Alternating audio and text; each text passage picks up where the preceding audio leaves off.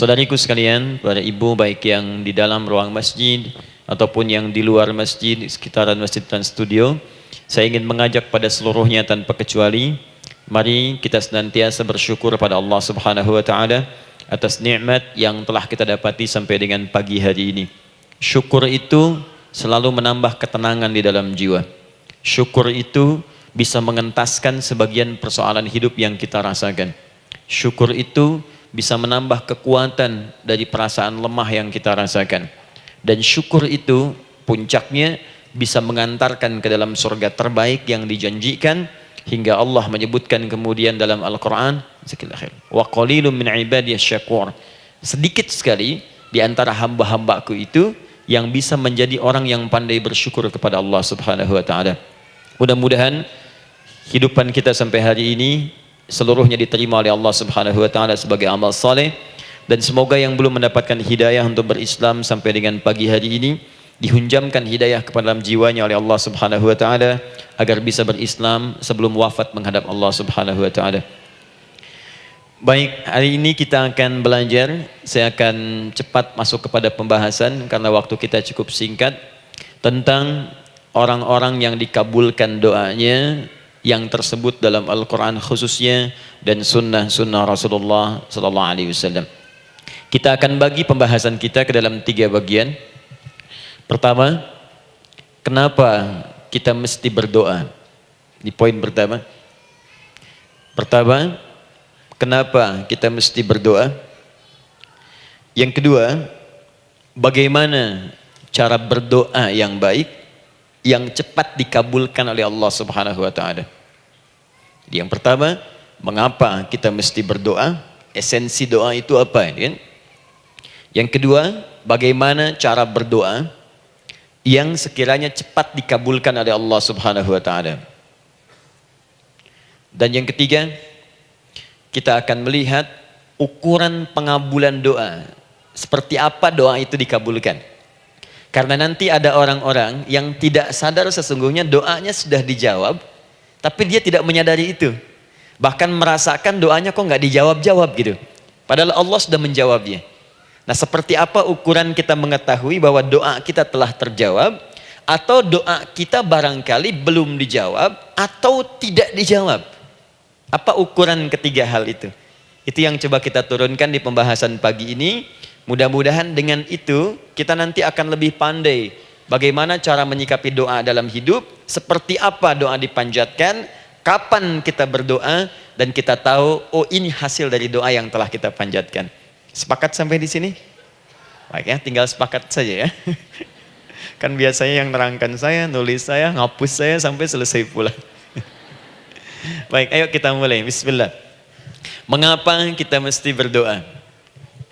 Kita buka dulu ibu sekalian, ya, yang di ruangan ini ataupun yang di bawah, semuanya insya Allah memiliki kemuliaan yang sama di hadapan Allah Subhanahu wa taala, sesuai dengan keikhlasannya, ya, sesuai dengan keikhlasannya. Karena hadisnya umum sifatnya. Man salaka tariqan yaltamisu fihi ilma, sahhalallahu lahu tariqan ilal jannah. Siapa yang menyiapkan dirinya menempuh perjalanan dan dia meniatkan ingin belajar pengetahuan agama walaupun sedikit, maka dia akan dapat balasan dari Allah, minimal setiap langkahnya akan dicatat meringankan langkah dia ke surga nantinya. Ya, dan di situ tidak disebutkan khusus bagi yang di dalam ruangan masjid. Lantai 2 lagi misalnya. Tidak. Ya, jadi yang di sekitaran, yang di depan semua berdasarkan niatnya, ya. Berdasarkan niat dan kuantitas amalannya. Di kuantitas itu tambah. Mungkin Ustadz belum datang, ibu ada yang berzikir, ada yang baca Al-Quran, ada yang istighfar, itu yang nambah pahala. Ya. Kalau yang pasang status, pasang kamera, itu saya nggak tahu. Ayo kita kembalikan sini. Pertama, Quran surah ke-7 ayat 172. Quran surah ke-7 Al-A'raf ayat 172. Kemudian setelah itu diperintahkan dalam Al-Quran surah ke-40 Ghafir ayat ke-60. Lalu kita praktekkan ini dalam keseharian kita. Saya beri contoh misalnya Quran surah ke-2 ayat ke yang paling banyak nih dibaca 201. Kadang-kadang misalnya Quran surah kedua ayat 286. Banyaklah. Quran surah ke-7 ayat 23 misalnya, dan seterusnya. Ini bagian pertama.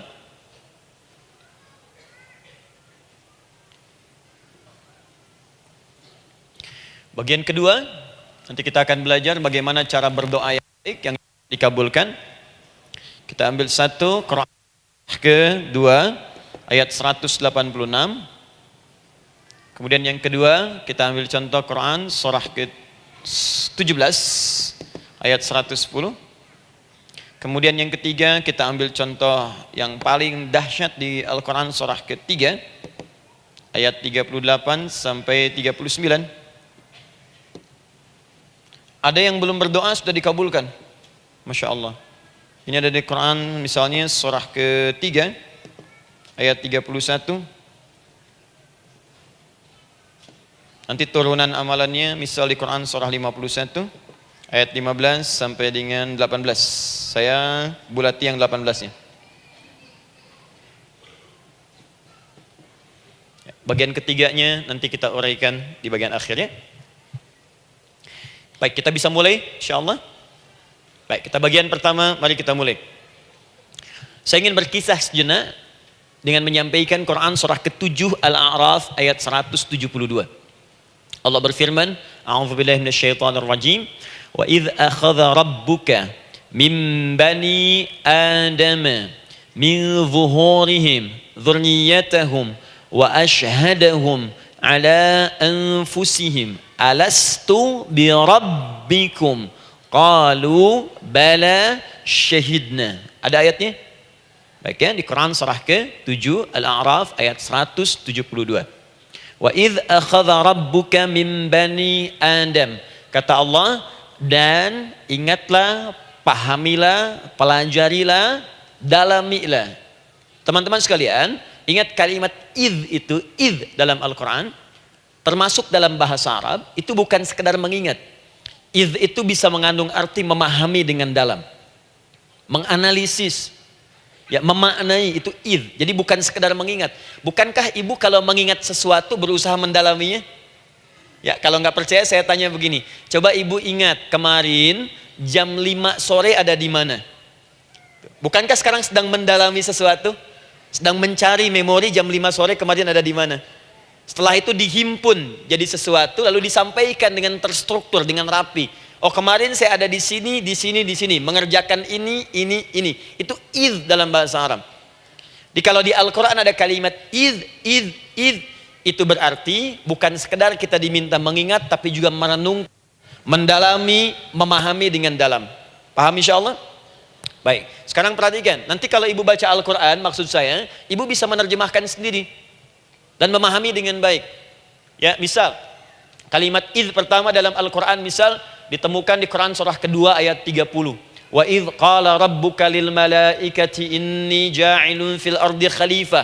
Idz akan ditemukan. Nah, sekarang ayat tentang korelasinya dengan doa, kita buka Quran surah ke-7 tadi ayat 172. Wa idz akhadha rabbuk, dan pahami ya kata Allah, renungkan ya, maknai dengan dalam. Ketika Allah menyampaikan, membuat komitmen dengan semua anak cucu Adam tanpa kecuali. Semuanya. Ingat kalau ditemukan kalimat Bani Adam. Bani Adam disebutkan 7 kali dalam Al-Quran. Ya. Berapa kali? 7 kali. Kalimat Bani Adam. Bani Adam. Ini menunjuk pada semua keturunan anak cucu Adam sampai selesai kehidupan. Ya, dari Nabi Adam alaihissalam, kemudian pasangannya Sayyidah Hawa alaihissalam, kemudian keduanya mulai berumah tangga, melahirkan keturunan. Diabadikan di Al-Quran surah keempat, ya, surah Ibu, ayat yang pertama. Ya ayyuhan nasu taqu rabbakumul ladzi khalaqakum min nafsin wahidah wa khalaqa minha zawjaha. Di situ kemudian ada Adam, zaujaha Hawa, ya. Wa batha minhuma rijalan katsiran wa nisaa. Dari situ turun keturunan laki-laki perempuan, laki-laki perempuan. Nanti menyebar, Bu, ya, menyebar. ada yang ke Chicago, ada yang di Chicago, ada yang di Singaparna, ada yang di Singapura, semua nyebar. Ya, di Sunda, dari Jawa sampai ke Sumatera, sampai Indonesia, sampai Nusantara, sampai Asia, Eropa, sedunia. Nanti penyebarannya disebutkan di Quran surah ke-49 ayat ke-13. Ya ayyuhan nasu inna khalaqnakum min dzakarin wa untha. Hai manusia, semua saya ciptakan ada dua jenis. Kalau bukan laki-laki itu pasti perempuan. Jadi tidak ada yang ketiga. Ingat ya? Kalau bukan laki-laki siapa? Perempuan. Jadi tidak ada misalnya, maaf, laki-laki yang keperempuan-perempuanan yang gerakannya melambai, ya kata-katanya terlampau lembut misal, dan tidak ada pula perempuan yang perkasa, ya terlampau kuat misalnya melampaui batas-batas standarnya. Jadi kalau bukan laki-laki pasti perempuan. Dua saja. Jadi kalau misalnya masih ada yang bingung, tentukan dirinya, ya, dan lihat fitrahnya. Lihat fitrahnya. Baik, kemudian waja'alnakum syu'uban wa qabaila. Kami tempatkan kalian mungkin beda-beda tempat. Syu'ub, beda tempat. Ya, ada yang misalnya RT, RW, kecamatan, beda kampung, beda negara sampai seluruh dunia. Wa qabail, satu tempat itu sukunya bisa beda. Coba Ibu lihat misalnya, ya, di daerah Sumatera saja ada berapa suku? Di Sunda paling banyak suku, gitu ya? Banyak sekali. Jadi bisa lain-lain, bisa beda-beda. Nah, lita'arafu, semua saling mengenal, silakan. Nah, ketika semua tadi ditempatkan di semua pelosok dunia, baik laki-laki, perempuan, dari anak keturunan Adam, itu semua anak keturunan Adamnya disebut dengan satu nama saja dalam Al-Quran, yaitu Bani Adam. Jadi kalau kita mau cari keturunan kita, sampai ke asal mula kita, dari kita sekarang, itu semua akan tersambung kepada Adam alaihissalam. Puncaknya akan ke sini. Ya. Dan tidak akan nyasar kemana-mana, Bu. Ya, ada sebagian manusia nasabnya tidak ingin ke Adam, inginnya bergeser, sehingga mengatakan manusia berasal dari monyet katanya. Ya. Ada yang berkata begitu. Ibu sampaikan saja kalau bapak dari monyet, silakan saja, jangan ngajak-ngajak saya, gitu ya. Nah, jadi semua manusia itu pasti akan kembali ke sini, ya, ke Adam alaihissalam. Karena itu saya pernah sampaikan termasuk di sini di hadapan ibu semua, masih ingat? Mukjizat pertama Rasulullah sallallahu alaihi wasallam saat lahir ke muka bumi. Ingat, Nabi itu sebelum dilantik menjadi Rasul dalam usia 40 tahun, turun surah Al-Alaq, itu diberikan oleh Allah keistimewaan tanda-tanda kenabian. Apa di antara tandanya? Allah perjelas nasab keturunannya sampai Nabi Adam, padahal lahirnya itu ayahnya sudah wafat. Di lahir beliau ayahnya wafat, tapi nasabnya diperjelas sampai Nabi Adam, sehingga jelas orang tidak bisa menyoal. Ini orang nggak jelas nih, ya kan suka ada begitu, Bu, ya, tiba-tiba datang menerangkan sesuatu, siapa itu nggak jelas. Bahkan sekarang sering muncul statement, siapa sih ustadz itu ustadz nggak jelas. Ya. Nabi nggak bisa disoal karena semuanya jelas, nasabnya jelas, keturunannya jelas, kemuliaannya jelas, ilmunya jelas. Jadi kalau orang mau menyoal nggak punya peluang. Siapa kamu Muhammad? Saya jelas keturunannya. Muhammad SAW bin Abdullah, bin Abdul Muttalib, bin Hashim, bin Abdul Manaf, bin Qusay, bin Murrah, bin Kilab, bin Ka'ab, bin Ghalib, bin Fihir, bin Malik, bin Nadar, bin Kinana, bin Khuzaimah, bin Mudrika, bin Ilyas, bin Nizar, bin Mudar, bin Ma'ad, bin Adnan, bin Addi, bin Adri, bin Muqawwam, bin Nagur, bin Tarih, bin Ya'rub, bin Yasjub, bin Nabit, bin Ismail alaihissalam, bin Ibrahim alaihissalam, bin Azar atau bin Nakhur, bin Abir, bin Kinan, bin Arfakhshad, bin Sam, bin Nuh alaihissalam, bin Mikhlail, Matushala, bin Kinan, bin Anwas, bin bin Adam alaihissalam. Coba ulangi. Jelas. Jelas. Jadi orang nggak bisa nyoal, itu mukjizat, ya. Keistimewaan pertama sebelum Allah kemudian angkat menjadi nabi dan rasul di usia 40 tahun. Jadi kalau ibu ditanya, kamu jelas nggak? Jelas. Apa binnya? Bin Bani Adam. Itu bocoran dari Al-Quran. Ya, kalau ditanya keturunan siapa kamu? Adam. Tahu dari mana? Allah yang nyampaikan langsung. Apa kata Allah? Bani Adam. Jelas, ya? Baik. Jadi ini kembali kepada Adam alaihissalam. Nah, semua anak cucu Adam yang saya garis bawahi, sejak mulai terlahir itu sudah ada komitmen dari Allah dengan anak cucu Adam ini sebelum terlahir ke dunia. Sejak dalam kandungan. Jadi kalau ibu belajar hadis, Misal, dulu saya pernah amanahkan kalau ibu mau belajar dasar-dasar, cari kitabnya Imam An-Nawawi yang Al-Arba'in An-Nawawiyah, 42 hadis. Hadis keempat, ya paling kiri sebelah atas di kitabnya. Dari Abdullah bin Mas'ud radhiyallahu taala anhu, ya. Qala Nabi sallallahu alaihi wasallam bahwa shadiqul masduq. Nabi SAW pernah menyampaikan sedangkan beliau orang benar dan dibenarkan. Kapan perjanjian ini dibuat? Dalam usia kandungan 4 bulan. Dalam kandungan. Inna ahadakum yujma'u fi batni ummihi. Setiap kalian yang akan terlahir dari anak cucu Adam. Kecuali Adam, Bu, ya. Ingat, kecuali Adam, kecuali Hawa. Karena ini asal mula manusia keduanya. Tapi keturunan Adam dan Hawa akan mengalami proses yang sama. Dikandung dulu ibundanya, kemudian terlahir. Adam tidak dikandung, ingat, Adam tidak ada bapak, Adam tidak ada ibu. Langsung diciptakan wujudnya oleh Allah Subhanahu wa taala dari bahan dasar yang sama dengan manusia. Ya, karena itu saya pernah ditanya, pernah berdialog, ya. Ustaz, ini spesial Nabi Isa ini. Ya, spesial, Yesus Al-Masih Nabi Isa spesial. Karena itu diangkat sebagai Tuhan. Apa yang spesial? Kata beliau, karena ini bisa menghidupkan yang mati. Yang kedua, ini lahirnya beda dengan orang biasa. Bagaimana lahirnya? Tanpa bapak. Ibu saja tanpa bapak. Mana ada manusia yang lain seperti ini? Saya bilang, Adam lebih spesial lagi. Lahir tanpa ibu, tanpa bapak. Kenapa nggak jadi Tuhan? Tapi kan Adam nggak bisa menghidupkan yang mati. Dengan izin Allah, maaf, Nabi Ibrahim lebih canggih lagi. Buka Quran surah kedua, ayat 260. Paling kiri sebelah atas. Wa idh qala Ibrahim rabbi arini kaifa tuhyil mauta qala awalam tu'min qala bala walakin inna qalbi. Ketika Ibrahim bermohon kepada Rabbnya, ya Allah, tolong tunjukkan kepadaku bagaimana cara menghidupkan yang mati. Kata Allah, kamu masih nggak yakin? Kata Ibrahim, saya yakin-yakinnya, cuma supaya hati saya tenang membuktikan kepada yang lain tentang kuasamu. Kata Allah, gampang. Lalu Allah berikan kemudian satu ketentuan sama persis dengan Nabi Isa, cuman prosesnya lebih canggih. Kalau Nabi Isa tepuk mayatnya, bangun, bicara. Nabi Ibrahim kata Allah, nih ambil burung, potong-potong dulu, dicincang dulu. Sudah dicincang kemudian, mayatnya disimpan, jasadnya di tempat bukit yang berbeda. Kalau sekarang potong burung, simpan di bukit satu, jasad yang kedua simpan di bukit B. Kepalanya simpan di bukit A, ekornya simpan di bukit B, badannya simpan di bukit C. Panggil dengan nama Allah. Thummad'uhunna ya'tinaka sa'ya. Panggil bismillah dengan nama Allah, hidup. Sama persis dengan Nabi Isa. Dengan nama Allah biiznillah, hidup. Nabi Ibrahim biiznillah, dengan nama Allah hidup.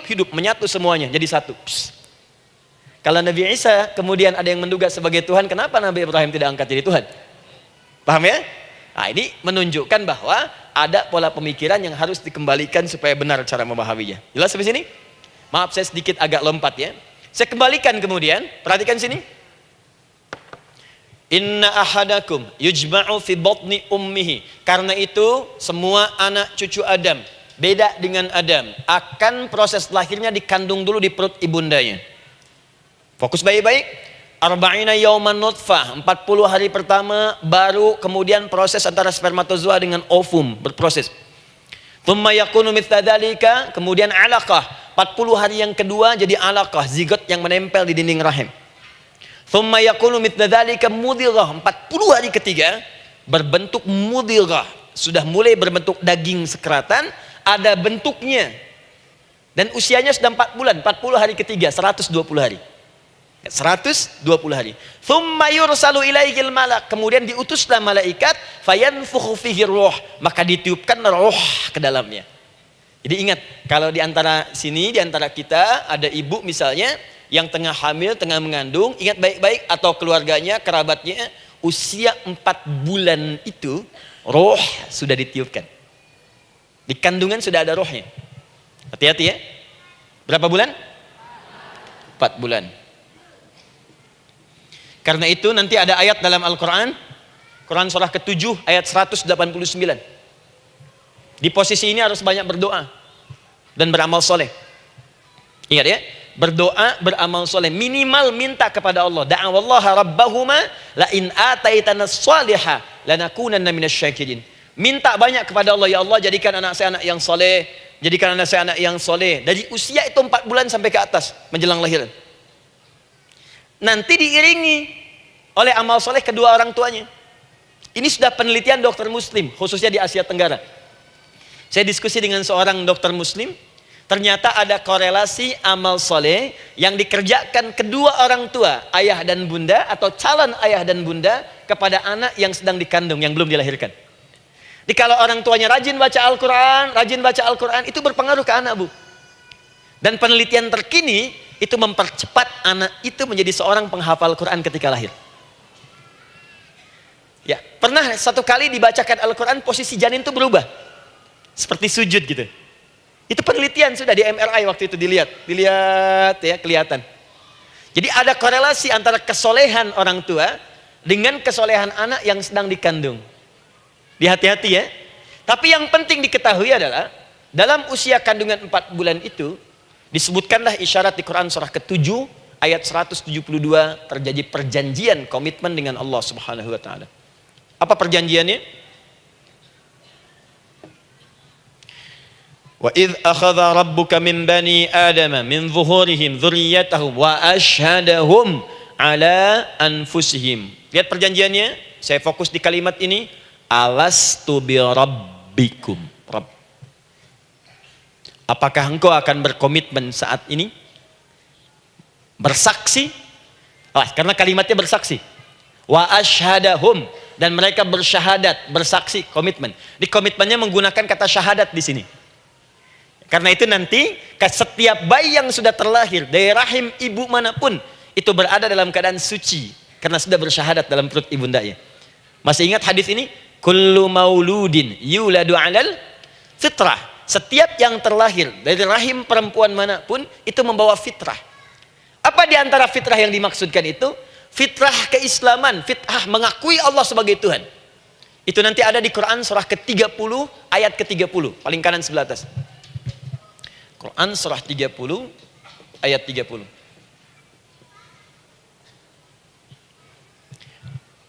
Fa'aqim wajhaka lid-dini hanifa. Hai setiap manusia, fa'aqim wajhaka, hadapkan, pasrahkan, arahkan dirimu sepenuhnya. Lid-dini, pada ketentuan ad-din, hanifa, dengan lurus. Di setiap manusia itu punya fitrah untuk beragama. Punya kecenderungan untuk mencari Tuhan. Silakan ibu cek, manusia manapun yang pernah hidup, itu pasti akan mencari Tuhan. Silakan. Karena itu Allah beri jalan, begini cara mencarinya. Fitratallahi allati fataran nasa 'alaiha, itulah fitrah manusia yang telah Allah berikan pada dirinya bahkan sebelum dia terlahir. Di antara fitrah manusia ada kecenderungan untuk mencari Tuhan. Ada kecenderungan untuk mendekat kepada Allah. Bahasa Qur'annya din, lid-dini hanifa. Apa itu din? Itulah Islam. Quran surah ke-3 ayat 19. Innad dina indallahil Islam. Karena itu silakan cek, semua orang itu pasti akan mencari Tuhan. Setiap manusia. Ada yang melihat kayaknya ada di hewan, kayaknya ada di pohon, kayaknya ada di alam, kayaknya ada di patung, kayaknya ada di, mencari dia. Terus Allah beri jalan. Kalau kamu ingin mencari yang benar, din yang dimaksud Islam, diberikanlah tuntunan dalam Islam. Jelas sampai sini? Baik, karena itulah kemudian setiap bayi yang terlahir itu disebut oleh Nabi dia suci, dia bersih karena telah membawa risalah Islam dalam dirinya. Hanya sayang nanti fa'abawahu yuhawwidanihi au yunassaranihi au yumajjisanihi. Lingkungan nanti akan merubah dia keluar dari fitrahnya. Bisa dipengaruhi, tiba-tiba berubah misalnya keyakinan. Bisa karena kejadian tertentu dia jauh dari Allah Subhanahu wa taala. Dia muslim, cuman karena kondisi tertentu, pekerjaan menjauhkan dia dari Allah, lupa sholat. Telenovela menjauhkan dia dari Al-Quran. WhatsApp, Facebook, media sosial melupakan dia dari ibadah. Coba ibu, kalau online setiap hari berapa kali dengan media sosial? Ganti status. Online dengan Allah berapa kali dalam sehari? Coba hitung.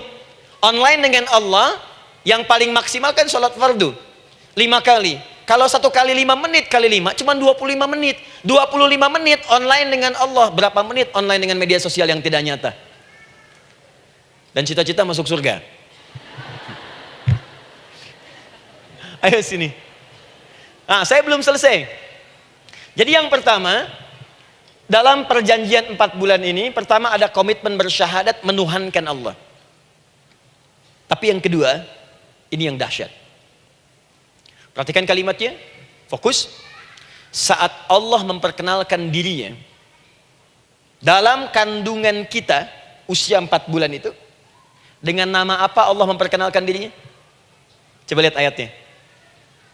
Alastu bi rabbikum, dengan nama Rabb.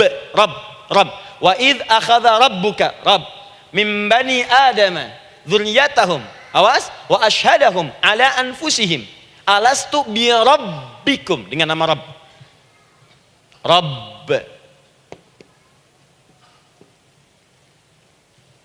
Nah, ibu sekalian, kata Rabb ini itu berasal dari kata ar-rububiyah. Ar-rububiyah yang berarti sifat merawat, memberikan semua kebutuhan. Saya ulang ya. Merawat, memberikan semua kebutuhan. Sudah? Menyayangi, memaafkan, mengasihi, mengampuni. Masya Allah. Merawat, memenuhi sebuah kebutuhan, menyayangi, memaafkan, mengampuni. Jadi semua hal yang terkait dengan perhatian ada pada kalimat Rabb. Sifatnya disebut dengan rububiyah. Zat yang memperhatikannya disebut dengan Rabb, namanya Rabbun. Baik. Pelan-pelan. Seakan-akan Allah ingin berkata begini, hei, engkau buat perjanjian dengan saya sekarang. Engkau bersaksi, saya sebagai Tuhan, siap bersaksi, menuhankan saya. Nanti ketika kamu lahir, apapun yang kamu butuhkan dalam kehidupan, aku akan berikan. Kamu akan saya rawat, kalau sakit, kamu saya sembuhkan. Minta sesuatu yang kamu butuhkan, saya akan berikan. Kamu butuh sesuatu, saya akan hadir. Kamu salah minta maaf, saya maafkan. Kamu dosa minta ampun istighfar, saya ampuni. Kamu ingin sesuatu yang lebih baik, saya berikan. Pokoknya semua yang kamu inginkan selama engkau butuhkan dan itu baik, aku berikan. Kira-kira, maaf Bu ya, maaf sekali. Kalau ada yang nawarkan pada ibu, mau nggak ikut saya? Nanti sebuah kebutuhannya saya berikan. Kalau sakit saya berikan jaminan kesembuhannya. Kalau butuh sesuatu saya berikan. Kalau ingin ini itu selama butuh saya sampaikan. Kira-kira ibu nolak atau ikut? Baik. Ikutnya mikir dulu atau tidak? Tidak. Jangankan yang tinggi-tinggi Bu ya. Suami aja nawarkan. Mah mau nggak ikut papa? Papa nanti kasih handphone S10. Sama gelang nggak Pak? Ikut ya. Dan tanpa pikir. Dalam bahasa Arab, sesuatu yang disetujui tanpa difikirkan lagi, itu disebut bala namanya. Bala, sekali saja. Sekali, ya, tidak 2 kali. Tidak ditambah, tidak dikurangi. Ingat, kalau Allah sudah sampaikan kalimat, jangan tambah, jangan kurangi, ya. Bala, tidak ditambah nga, tidak disebutkan 2 kali. Bala. Ya. Bala itu artinya siap. Ya. Tanpa pikir. Karena memang nggak ada yang dipikirkan lagi. Apa yang mau dipikirkan? Semua kebutuhan dikasih. Semua keinginan dikabulkan sepanjang baik. Kalau sakit ada jaminan disembuhkan. Dikasihi, disayangi, salah dimaafkan. Ya, kalau dosa diampuni, apalagi yang kurang, nggak ada aib, nggak ada yang kurang, sempurna semua. Kita katakan bala tanpa pikir. Karena itu, perhatikan, setiap kita kemudian, ibu sekalian, datang terlahir ke bumi, mengalami kehidupan, fitrah kita setiap mendapatkan kebutuhan, kita akan menyebut nama Allah Subhanahu wa Ta'ala dengan nama yang telah dijanjikan itu. Silakan ibu cek. Bukankah ibu ketika ada kesulitan memohon kepadanya? Ya Allah, tolong sembuhkan ya Allah. Ya Allah, lancarkan ya Allah. Ya Allah, sukseskan suami saya. Ya Allah, tenangkan kehidupan rumah tangga kami. Ya Allah, anugerahkan solusi. Ya Allah, sembuhkan ibu saya. Semua minta kan? Dan dahsyatnya, ketika ibu memohon kepada Allah itu, ibu gunakan kalimat yang telah disepakati ketika Allah sampaikan kepada kita. Rabb, Rabb, Rabb. Perhatikan, kalau ibu berdoa, doa apa paling favorit? Rabbana atina fid dunya hasanah, fil akhirati hasanah, wa qina. Doa apa itu? Sapu jagat. Baik. Bu bayangkan, Nabi aja nggak tahu tuh istilah itu sapu jagat. Ibu tahu? Wah, Masya Allah, Indonesia kreatif. Luar biasa. Ada doa sapu jagat, nggak ada doa sapu nggak ada jagatnya, ada doa jagat nggak ada sapunya. Pokoknya luar biasa lah. Ya. Ya, lihat, bukankah kalimatnya dibuka dengan Rabb? Rabbana atina fid dunya sana. Rabbana zalamna anfusana wa illam taghfir lana wa tarhamna lanakunanna minal. La yukallifullahu nafsan illa laha ma kasabat wa 'alaiha mak. Perhatikan, Rabbana la innasina Rabbana Rabb. Ini ayatnya. Sapu jagat Quran surah 2 ayat 201. La yukallifullahu Quran surah 2 ayat 286. Rabbana zalamna Quran surah 7 ayat 23. Yang ingin saya sampaikan, setiap kita butuh sesuatu, kita menyebut namanya dengan kalimat Rabb. Kenapa kita katakan Rabb? Karena Allah sendiri menyebutkan dengan kalimat Rabb. Alastu bi rabbikum, saya nanti adalah Tuhan yang akan memperhatikan kalian, menyayangi kalian. Saya Tuhan yang akan merawat kalian, memberikan semua kebutuhan. Makanya ibu tuh kalau ada persoalan nagih seakan-akan ke Allah. Ya Allah, kan engkau yang berjanji kepada saya. Engkau yang berjanji, engkau yang menepati ya Allah, karena engkau Tuhan. Kalau manusia, dia berjanji, dia yang mengingkari. Dia awali, dia yang akhiri. Tapi engkau beda ya Allah. Kenapa? Engkau berjanji, engkau yang menepati. Quran surah ketiga ayat 9. Innallaha la yukhliful mi'ad. Engkau yang berjanji, engkau yang menepati.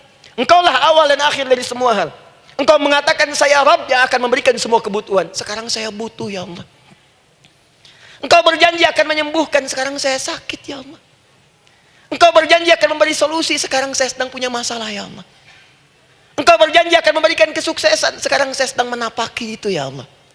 Makanya ibu sebutkan kalimat Rabb, Rabb, Rabb, Rabb. Jadi sesungguhnya doa itu adalah fitrah dari setiap manusia, karena mulai dibangun komitmen sebelum dia dilahirkan ke muka bumi. Jadi kalau kita bicara tentang doa, doa itu fitrah kehidupan bagi setiap manusia. Hidup.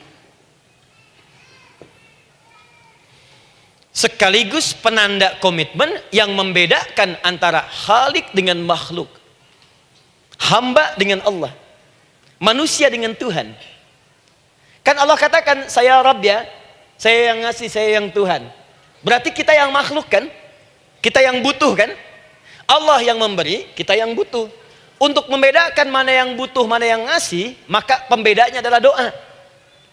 Jadi kalau ada manusia yang nggak pernah doa selama hidup, itu tandanya ada yang salah dengan kehidupannya.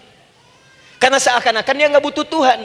Sebab perbedaan manusia dengan Tuhan itu sebelum lahir, salah satunya ditunjukkan dengan sifat butuh kita kepada Allah. Makanya sekaya-kayanya orang itu pasti berdoa. Manusia paling kaya di muka bumi pun kalau besoknya mau ada pekerjaan atau proyek, dia berdoa dulu tuh. Ya Tuhan, tolong lancarkan proyek ini. Butuh. Pejabat setinggi-tingginya, kalau sudah mau mulai kemudian ada pemilihan, kalau mulai ada kebijakan, kalau mulai ada apapun berdoa juga. Itu tandanya butuh. Butuh. Di setiap manusia itu pasti butuh dengan Allah. Karena itu kalau ada manusia yang nggak pernah berdoa selama hidupnya, itu langsung mendapatkan kecaman dari Allah dan dijamin akan masuk neraka yang paling dalam. Karena seakan-akan dia sudah nggak butuh dengan Allah. Saya ulang ya, saya ulang. Doa itu fitrah hidup manusia yang sekaligus menunjukkan statusnya sebagai hamba. Jadi kalau ibu update status di media sosial, mulai sekarang tuliskan hamba. Hamba. Sudah. Mau sifatnya apapun tetap hamba. Ya, mau pejabat, mau orang kaya, mau cukup, mau macam-macam, mau ustadz, mau syekh, mau habib, tetap ujungnya hamba. Dan butuh penghambaan itu diwujudkan dalam bentuk doa. Muncullah Quran surah ke-40 ayat ke-60. Wa qala rabbukum, Rabb, selalu Rabb. Wa qala rabbukum ud'uni astajib lakum. Innal ladzina yastakbiruna an ibadati, awas, sayadkhuluna jahannama dakhirin. Allahu akbar. Dan Rabbmu berfirman, mengingatkan kembali kepada kalian semua, hei hamba-hambanya, kalau ada kebutuhan, kalau ada masalah, kalau ada permintaan, kata Allah, ayo doa sama saya, minta. Kan kita sudah bikin perjanjian. Makanya Allah katakan, kalau punya masalah, Bu, berdoa, bukan mengeluh. Kalau punya persoalan, Bu, berdoa, bukan bikin status. Rasanya aku tidak sanggup. Ditulis di Facebook. Apain? Terus kalimat Allahnya pun jelas. Minta kepadaku, bukan mengeluhkannya. Kamu tidak seperti yang aku kira. Nungguin komen. Sambil masak, celing ada satu. Ucuk kunaun. Makin meluas masalah. Untuk abi mas sabar. Sudah. Paham ya? Jadi ini kaidah hidup yang pertama. Sebetulnya sederhana, cuman jarang digunakan gitu. Sederhana, cuman jarang dipakai. Kata Allah kan, kamu doa itu, saya kasih ketenangan. Jadi Bu, gini, doa itu manfaatnya, walaupun solusi belum datang, tapi hati tenang. Tenang. Jadi kalau mau curhat-curhat sama Allah, sampaikan, minta, mohon, berikan. Minimal tenang. Saya kasih rahasia ya. Ini di antara kita saja nih. Lihat sini. Saya hapus dulu deh. Bismillah. Masya Allah. Mau ngapus sendiri, nulis sendiri, penghapus, lari sendiri.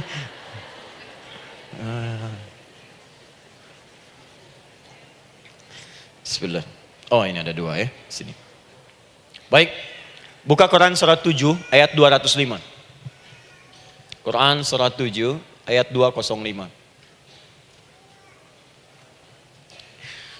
Doa itu disebut zikir di ayat itu. Jadi kalau ibu sedang berdoa, itu sedang berzikir.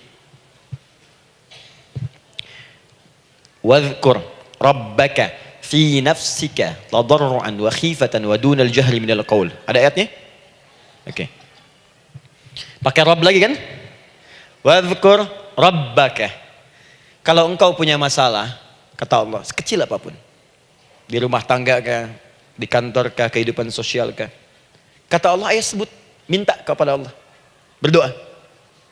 Doa disebut dengan zikir. Zikir itu semua kegiatan yang membuat kita ingat Allah. Zikir. Baca Quran, zikir. Dalilnya Quran surah ke-15 ayat 9. Inna nahnu nazzalna dzikra. Kami turunkan Al-Quran sebagai zikir. Menghafal Quran, zikir. Quran surah 54.